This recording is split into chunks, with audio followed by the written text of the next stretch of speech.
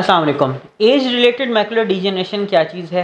आँख के अंदर एक बीमारी होती है जिसको हम कहते हैं एज रिलेटेड मैकुलर डिजेनरेशन। इसकी दो टाइप्स हैं, वेट टाइप और ड्राई टाइप।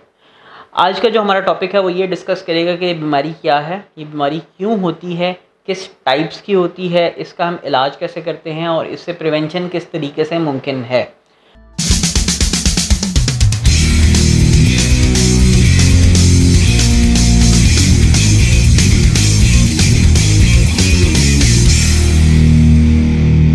मेरा नाम डॉक्टर फैसल इकबाल है और मैं कंसल्टेंट आई स्पेशलिस्ट हूँ, विट्रो सर्जन हूँ। डिफेंस फेज 5 में अपनी प्रैक्टिस रन कर रहा हूँ।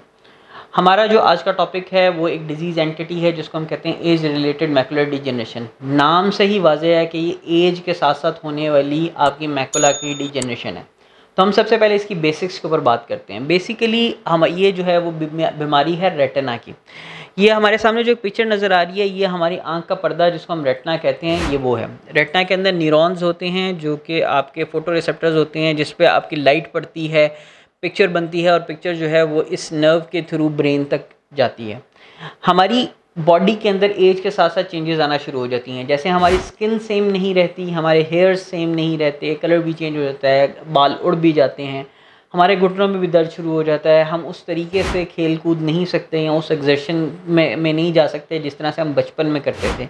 या हमें अगर कोई चोट भी लगती है तो वो जैसे बचपन में अगर हमें कोई चोट लगती थी तो एकदम अगले ही लम्हे हम उठ के चलना शुरू कर देते थे, तो बुढ़ापे में अगर हमें कुछ लग जाए तो वो हमें 3-3 4-4 दिन तक जो है वो दर्द करता रहता है। इन द सेम वे हमारे जो न्यूरॉन्स हैं उसमें एक डिजेनरेशन होती है जो कि normal as related macular changes होती हैं। लेकिन अगर वो एक्सेलरेटेड हो जाए यानी वो एबनॉर्मेलिटी की तरफ जाना शुरू हो जाए तो उस डिजीज़ एंटिटी को हम कहते हैं कि एज रिलेटेड मैकुलर डिजेनरेशन होना शुरू हो गई है। इन द स्टार्ट ये dry age related macular degeneration हो सकती है या wet age related macular degeneration हो सकती है। ड्राई का मतलब ये है कि जो आपकी आंख का पर्दा है उस पर किसी किस्म की सोजिश नहीं आ रही, सिर्फ ये है कि ये न्यूरॉन्स आहिस्ता आहिस्ता डेड होना शुरू हो गए हैं और वो अपना नॉर्मल फंक्शन काम नहीं कर रहे।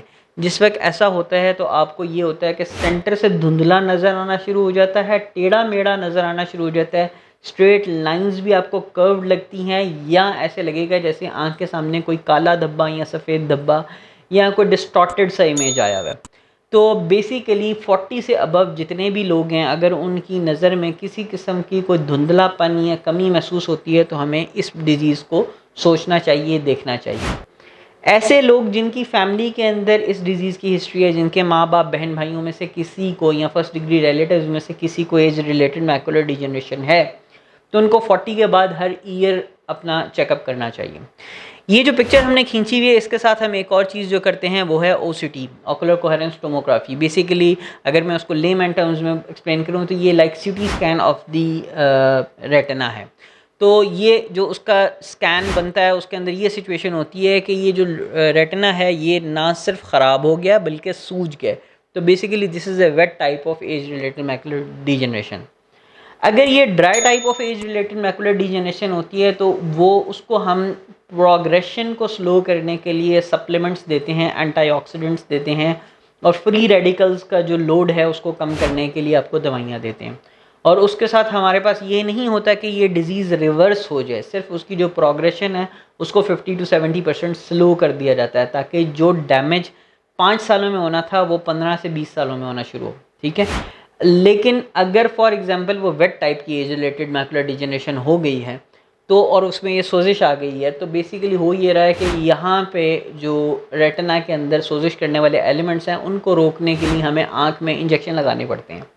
और ये इंजेक्शन जो है वो आँख के अंदर लगाने से ये जो सोजिश है वो आहिस्ता आहिस्ता कंट्रोल में आ जाती है। शुरू में हम 3 इंजेक्शन लगाते हैं 1-1 मंथ की फासले से और देयर आर पेशेंट्स जहाँ पे हमें even up to 20 to 40 injections भी लगाने पड़ सकते हैं कि ये सोजिश जो है वो अपने आप में कंट्रोल्ड रहे।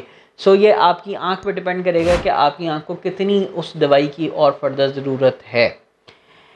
अब अगला सवाल जो लोग कहते हैं क्या एज रिलेटेड मैकुलर डिजेनरेशन को हम टोटली ख़त्म कर सकते हैं, तो उसका जवाब ये है कि नहीं। हमने जो प्रोग्रेशन है उसको रोकना है, जो सोजिश हो रही है उसको कम करना है ताकि वो जो टेढ़ा मेढ़ा आपको नज़र आ रहा है या जो हिस्सा आपको ठीक से नज़र नहीं आ रहा उसका साइज़ कम हो जाए और साइड्स पे जो चीज़ें नज़र आ रही हैं सेंटर के अलावा उनको हम मैक्सिमम प्रिजर्व कर सकें, ताकि आपकी विजन में से जितना वर्केबल पोर्शन हम सेव कर सकते हैं वो कर सकें। इसीलिए इस जो बीमारी की प्रिवेंशन है उसका जो कुल्या है वो इसी बात के अंदर छुपा हुआ है कि जितनी जल्दी हम इस डिज़ीज़ एंटिटी को पकड़ेंगे, इसकी ट्रीटमेंट स्टार्ट करेंगे, उतनी जल्दी हम इसके डैमेज को कंट्रोल कर सकते हैं। दैट इज़ वाई अगर आपके ख़ानदान में किसी को ऐसा कोई प्रॉब्लम है, और अगर आपको नहीं भी है और आपको फ़ील होता है कि आपकी आँख के अंदर किसी किस्म का कोई धुंधलापन आना शुरू हो गया, तो आपको अपने आई स्पेशलिस्ट को दिखाना चाहिए, ताकि वो आपके स्कैन्स करे, वो आपको आपकी पुतली फैला के पीछे पर्दे का मुकम्मल मुआयना करे और फिर बता सके कि आया आपके पर्दे के ऊपर किसी किस्म का कोई मसला है या नहीं है, और अगर वो मसला है तो उसकी फिर ट्रीटमेंट की तरफ जाना चाहिए। लास्ट टिप इसमें ये है कि अगर आप इसकी प्रोग्रेशन को प्रिवेंट करना चाहते हैं और आप अपनी आँखों को सेव करना चाहते हैं, तो अल्ट्रा वायलेट एक्सपोजर से बाहर सनलाइट से अपने आप को बचाएं। जब आप बाहर निकलें तो सन ग्लासेस यूज़ करें, या अगर आप बाइक ड्राइव कर रहे हैं तो उसमें यूवी प्रोटेक्शन का वाइज़र्स होते हैं, हेलमेट ऐसा यूज़ कर लें, सन ग्लासेस यूज़ करें। अगर आपका मुस्तकिल कोई कंस्ट्रक्शन का काम है, कोई ऐसी चीज़ है, तो आपके पास हैट्स होनी चाहिए ताकि डायरेक्ट आइज़ जो हैं वो यूवी लाइट को एक्सपोज ना हो। या अगर वो हेलमेट वगैरह आप पहनते हैं ऐसा जिसके अंदर आपको शेड और प्रोटेक्शन मिल जाती है, तो that is going to help your eyes to sustain longer. और जब ये अल्ट्रा वायलेट रेज़ आपकी आँख के अंदर जाती हैं तो वो इस तरह के डैमेज को कॉज करती हैं, एजिंग को एक्सेलरेट करती हैं। So you have to protect your eyes from all these negative effects of sunlight, and that is how you can prevent कि आपकी आँख जो है वो मैक्सिमम टाइम आपको सर्व कर सके, और अगर ये डिज़ीज़ होती भी है तो हम इसको मैक्सिमम पॉसिबल तरीके से रोक सकें।